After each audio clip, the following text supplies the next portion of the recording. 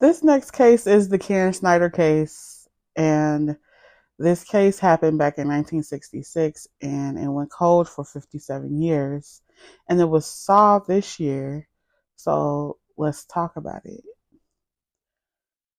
Karen Snider was an 18-year-old young woman known for her loving and caring nature, a devoted mother, and friendly face in her community. Karen's warmth and kindness left a lasting impression on everyone who knew her. But her life, however, took a tragic and unexpected turn on the evening of November 12th, 1966. Karen was found lifeless by her husband at her home in Calumet City, Illinois. Karen had suffered approximately 120 stab wounds to her chest, neck, shoulders, arms, legs, and head.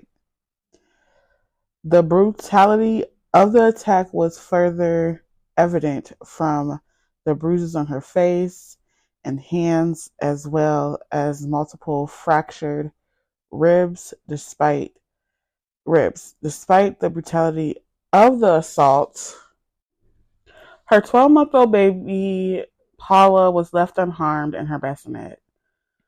So, one of the pole barriers, James Barbier,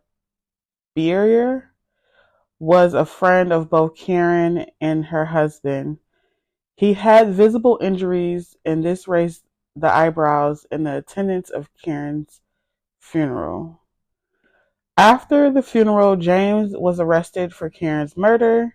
However, despite the arrest, he was never formally charged. Authorities remained tight-lipped about any potential motive he might have had for such a heinous act. The authorities' silence only added to the cloud of mystery surrounding Karen's tragic death, leaving friends and family desperate for answers. And justice with no conclusive proof tying James to the brutal crime, authorities had no choice but to release him. And the case went cold. In December of 2022, a long dormant investigation into Karen's murder was unexpectedly reignited. Calumet City detectives to reopen the case after receiving a phone call from a man named Kevin Seeley inquiring about the decades-old case. He mentioned that his grandmother, Dee, frequently spoke about the case. She suggested there were unresolved questions and lingering suspicions within the family. This caller soon identified as a member of Karen's family. His persistence provided the spark needed to revisit the chilling events of 1966.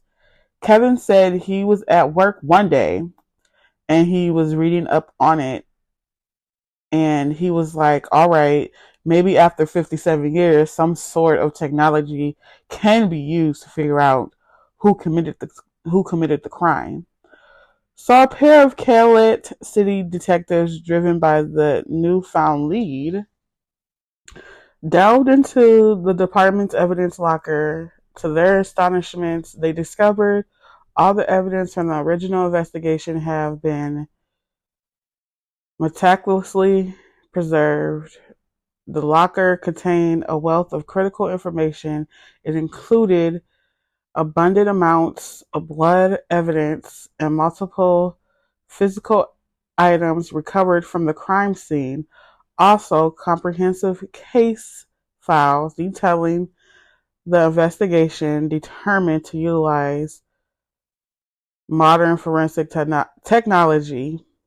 The detectives submitted the bloody clothing to the Illinois State Police Crime Lab for analysis. The advancement in DNA technology since the 1960s promised new avenues for identifying the perpetrator. With mounting anticipation, the detectives then traveled to Kevcor, Missouri, armed with a search warrant. Their target was 79-year-old James Barbier, a former co-worker of Karen Snider's husband, and the initial suspect from all those years ago. Despite the passage of time, James had remained a figure of interest. The detectives collected a DNA sample from him, setting the stage for a potential breakthrough in the cold case. The evidence submitted for testing yielded conclusive results. Every item came back positive for James Barbier's DNA. Detectives had obtained his DNA through a buccal swab in March 2023, and the match was undeniable after decades of uncertainty and anguish for Karen Snider's family. They finally had a breakthrough. Although James was a lead suspect from the very beginning, James returned to his home in Gary, Indiana, the fateful night, where his wife was caring for their young child. His demeanor was markedly different than usual. James appeared nervous and agitated. His wife could not help but notice the cuts on his body, the blood smeared on his skin, and the stains on his clothes. Without a word of explanation, James hurried inside, stripping of his bloodied garments, and immediately placed them in the washing machine. The sight left his wife bewildered and uneasy, sensing that something was terribly wrong.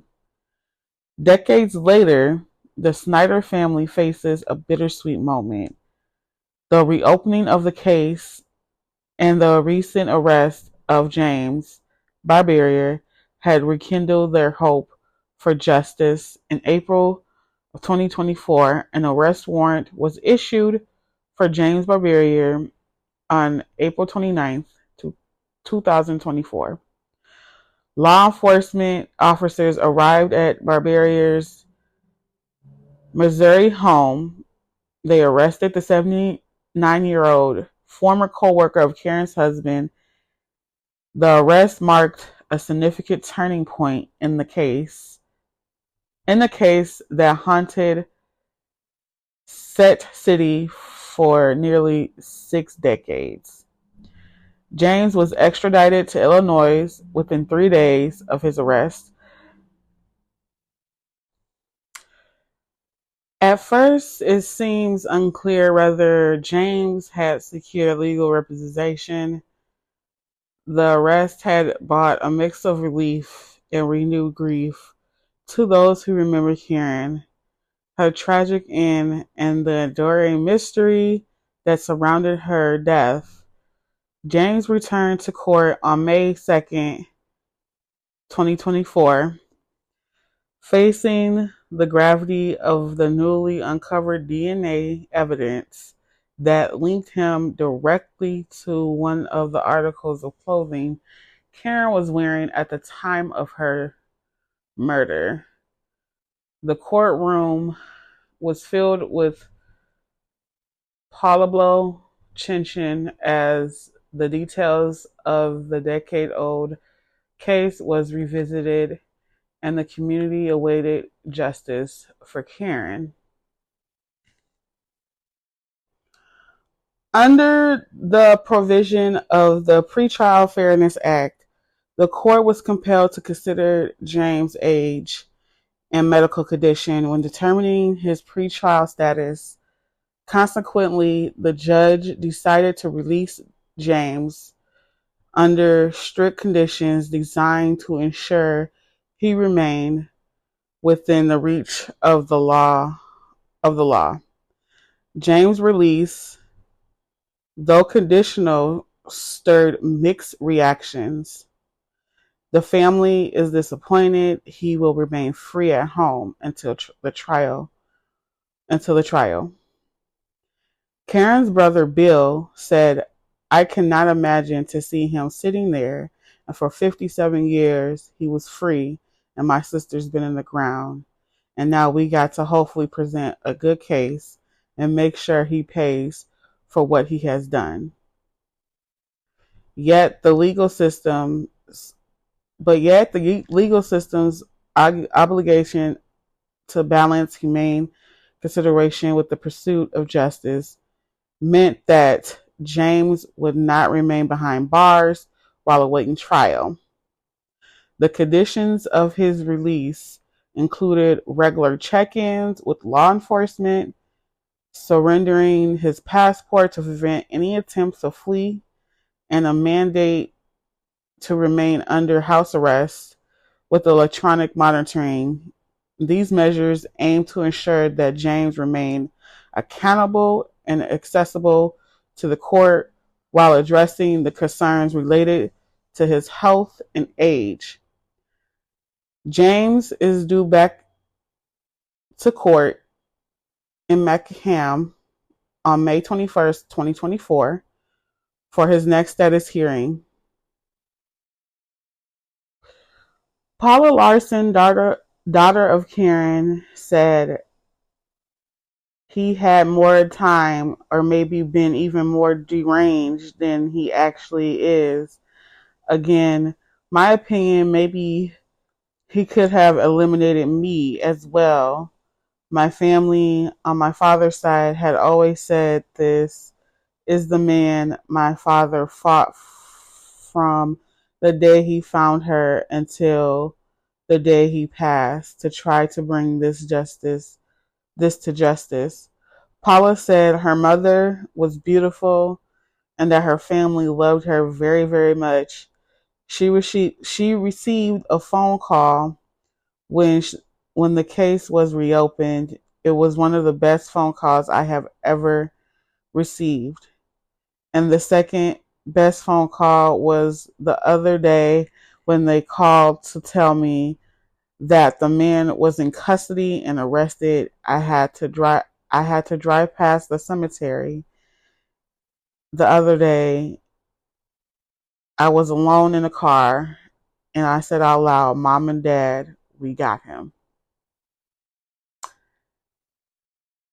And again, James awaits trial as of, I don't think now. I don't have any updates now on the case, but I can look it up and give you guys updates on the case. Because that is what I have for now, and that is the end of today's case. And thank you for you guys' support. Thank you for listening in. I really appreciate it. And I'll talk to you guys in the next one.